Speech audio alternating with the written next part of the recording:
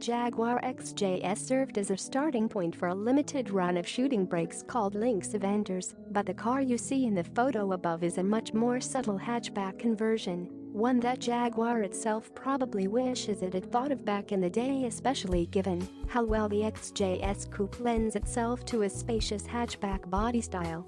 This particular XJS is not the work of Lynx, but rather the brainchild of a former Jaguar employee who had been planning such a project for some time. The build was undertaken relatively recently, only 10 years ago. And now it's for sale. Having worked for Jaguar since 1979, the owner and inspiration behind this coach-built XJS had been obsessed with the idea of creating a hatchback version since 1981, the seller writes.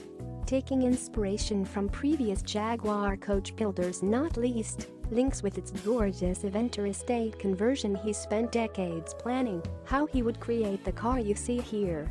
Starting the project in 2008 with a clean, standard XJS AJ6 4.0-liter automatic with cloth upholstery and an impeccable history, he spent a further 2 years studying the car in the flesh to confirm that his plans were workable, safe and strong. His role as an homologation manager for Jaguar means he knows a thing or two about engineering safe and aesthetically pleasing vehicles.